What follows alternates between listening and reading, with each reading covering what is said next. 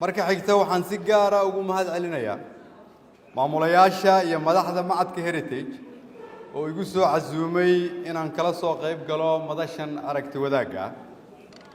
macadka Heritage wuxuu tan iyo markii la aasaasay noqday maskax kaydsan oo ay ummadda Soomaaliyeed yeelatay wuxuuna qayb muhiim ah ka qaatay kobcinta tiraynta iyo tayeynta cilmi baarisyada laga sameeyo arrimaha bulshada amniga iyo siyaasadda Soomaaliya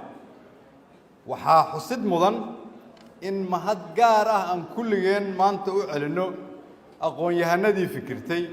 waqtigana gelisay aas-aaska iyo taabagelinta macadka Heritage oo aan kulligeen ka faa'iideysanayno oo aan ka xusi karo Cabdiraxmaan Yuusuf Caynte iyo Cabdirashiid Khaliif Xaashi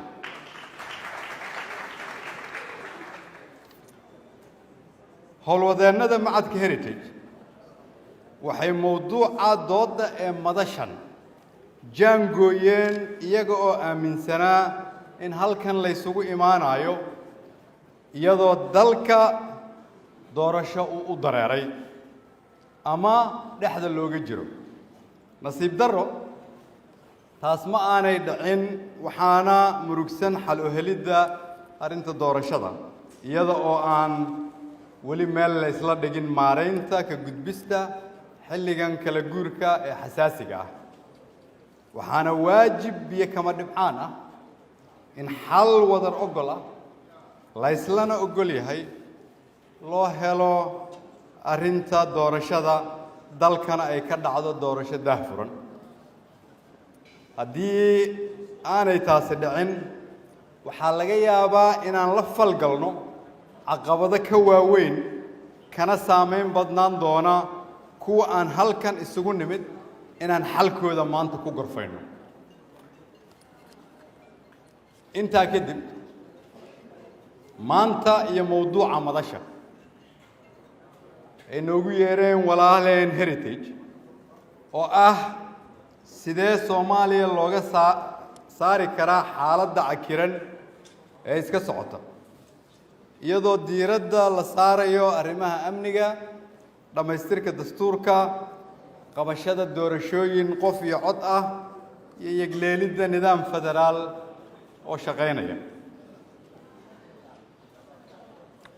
fahamkayga mowduucan ayaa ah sideebaa dalka looga saari karaa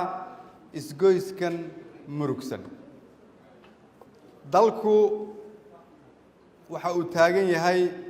isgoys masiiri ah oo isku xiraya tagtooyinkii tirada badnaa ee la soo maray iyo timaadada sanadaha soo socda haddaba sida aan u maamulno una qorshayno ka gudbista marxaladdan masiiriga ah ayaa ka turjumi doonta masiirka dalkeenna iyo ka dhabaynta hamiga iyo yididiilada bulshada gaar ahaan dhallinyarada Soomaaliyeed ka gudbidda isgoyskan ayaa inagu ridaysa waddada dowladnimada ama dowladnimo hana qaada haddii laga gudbi waayo isgoyskan aan maanta isugu nimid inaan ka doodnana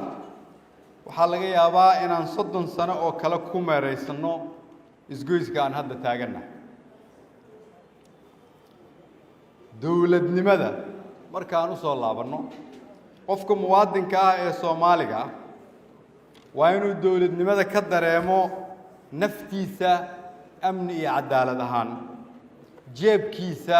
dhaqaale ahaan noloshiisa caafimaad iyo waxbarasho ahaan iyo hamigiisa mustaqbal ahaan si marka ay dowladdu u bixiso adeeg bulsho oo lagu gaaro dareenkaas waa inay leedahay dhaqaale iyo miisaaniyad ku filan ay dadkeeda ugu adeegto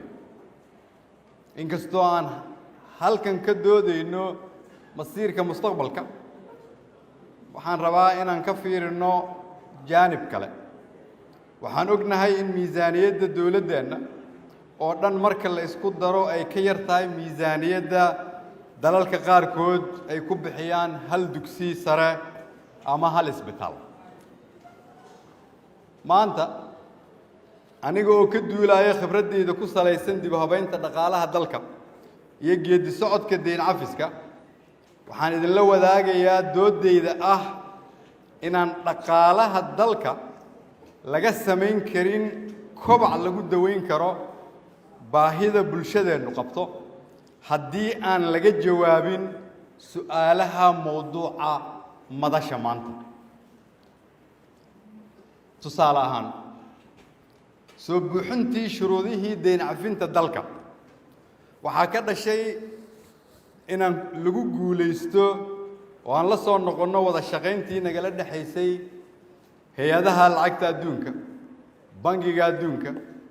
bangiyada horumarinta hay-adda caymiska maalgashiga dawliga ah ee miiga hay-adda maalgashiga caalamiga ee IFC hay-adda horumarinta caalamiga ee AIDA haddaba su-aashu waxa ay tahay dib ula falgelidda hay-adaha dhaqaalaha adduunka ma inoo suurto gelinaysaa in dalku uu soo jiito malaayiin dollar oo maalgashi ah si dhaqaaluhu uu u kobco uguna kobco si mug leh maadaama aan soo buuxinay shuruudihii hay-adaha dhaqaalaha adduunka jawaabtu waa maya caqabadda inaga hortaagani waa maxay maadaama aan shuruudihii soo buuxinay jawaabtu waa in laga jawaabo su'aalaha mowduuca maanta sababtoo ah waxaa jira shuruudo kale oo ay khasab tahay in laga jawaabo oo laga rabo inay Soomaaliya ka jawaabto si dhaqaalaha dalka in la kobciyo loo xalliyo waa maxay shuruudahaas su-aasha koowaad oo la rabo in laga jawaabo waa kow dalka ma ka jirtaa xasilooni siyaasadeed oo sifo sharci ah oo aan dhiig ku daadan oo la odorosi karo tobanaanka sano ee soo socda si loo maalgashado balaayiin dollar labo dalka ma ka jirtaa xasilooni amni iyo deganaansho bulsho si loogula soo dhiiran karo maalgashi muuqda saddex dalka ma ka jiraa garsoor la aamini karo oo loo dacwoon karo haddii ay caqabado ku yimaadaan maalgashatada imaanaysa dalka iyo afar dalka ma ka jiraan hay-ado maaliyadeed iyo bangiyo si mug leh ula falgeli kara hay-adaha caalamka su'aalahan jawaabtooda ayaa marka waxay ku jiraan xal u helidda mowduuca madasha maanta taas macnaheedu waxa ay tahay in dib u dhiska kaabayaasha dhaqaalaha dalka iyo taabagelinta dowladnimadii guud ay isugu yimaadeen hal isgoys oo ay khasab tahay in laga gudbo haddaba waa maxay howlaha inoo harsan si aan uga gudubno isgoyskan waa maxay howlaha ka dhiman mowduuca madasha maanta arrimaha dhammaystirka dastuurka aan isla fahamno kadib ansixintii dastuurka ku-meelgaarka ah Soomaaliya waxay si dastuuri ah uga guurtay nidaam dawlad dhexe waxayna u guurtay nidaam federaal oo ah awoodaha adeegyada dawladda oo awoodaha iyo adeegyada dawladda lagu daadejinayo iyadoo markaa aanay jirin hay-ado dawladeed oo xoog leh oo shaqaynaya horena aan loo dejin dastuur federaal ku salaysan dhammaystiran oo afti dadweyne loo qaaday sidoo kale ma dhammaystirnayn shuruucdii habraacyadii iyo siyaasaddii geediga qaran ee cusub lagu hagi lahaa taa waxaa ka dhashay marka inay weli noo taagan yihiin arrimo waaweyn oo wadaxaajood siyaasadeed u baahan si loo dhammaystiro dowladnimada Soomaaliya ee lagu kala aragti duwan yahay arrimaha waaweyn ee wadaxaajoodka u baahan si loo dhammaystiro dastuurka weli waa lagu kala aragti duwan yahay mar walbana dib ayaa loo riixayay waxayna kaliftay inaan taagnaano isgoyska aan taaganahay muddo ka badan 10 sano waa maxay qodobada haray marka ee dastuurka ay tahay in laga heshiiyo waa qodobkiisa 9aad ee ah maqaamka magaalo madaxda qaranka in laga heshiiyo waa qodobkiisa 44aad oo ah in laga heshiiyo khayraadka dabiiciga ah dalka waa qodobkiisa 47aad oo ah in laga heshiiyo nidaamka doorashooyinka iyo xisbiyada dalka oo la isla ogol yahay waa qodobkiisa 48aad oo ah qaab dhismeedka dawladda waa qodobkiisa 49aad oo ah tirada iyo xuduudaha dawladaha xubinta ka ah dawladda federaalka waa qodobkiisa 51aad oo ah xiriirka iskaashiga heerarka dawladaha jamhuuriyadda federaalka Soomaaliya iyo qodobka 54aad oo ah kala qaybinta awoodaha dawladda 105aad awoodda garsoorka jamhuuriyadda federaalka 122aad oo ah hanaanka federaaleynta maaliyadda oo aan waxba maaliyad laga kobcin karin haddii aan waxaas laga heshiin waxaa sidoo kale muhiim ah inaan haddana fahamno inay khasab tahay in si qoto dheer dastuurka dib eegis loogu sameeyo awoodaha iyo mas'uuliyadaha hay'adaha fulinta iyo kuwa sharci dejinta si ay u dhaliso xasilooni siyaasadeed oo dalku u baahan yahay intaas oo qodob ayaa inoo hartay in laga shaqeeyo ma aqoon la'aan baa nahaysa maya ma xirfadlayaasha nagu yar maya maxaa loo xallin waayay waxay u baahan tahay xal siyaasadeed oo heshiis lagu yahay kaliya hawsha labaad ay walaalaheen noo dhigeen halkan waa yegleelidda nidaam federaal oo shaqeynaya si loo horumariyo hanaanka federaal ee la isla qaatay maadaama uu yahay nidaam dawladeed oo waddanka ku cusub balse looga dhaqmo 28 waddan oo ay ku nool yihiin in ka badan 40% dadyowga ku nool dunida ku nool maadaama dadka Soomaaliyeed ku heshiiyeen nidaam federaal ah waa in la dhameystiro qodobada soo socda si loo dardar geliyo federaaleynta dalka waa maxay qodobadaasi kow xoojinta dawlad goboleedyada oo saldhig u ah federaaleynta dalka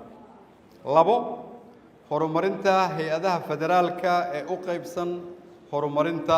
arrimaha federaalka saddex dhamaystirka shuruucda nidaamyada hagayaasha iyo siyaasadaha udubdhaxaadka u ah dhismaha hannaan dawladeed oo federaal ah oo la meel marin karo kuwaas oo ay ahayd in la dhammaystiro ka hor inta aan dalku si rasmi ah ugu gudbin nidaamka federaalka nidaamka federaalka aan ka hadlaynana waa inuu sidoo kale xalliyaa 3 arrimood oo kala ah kow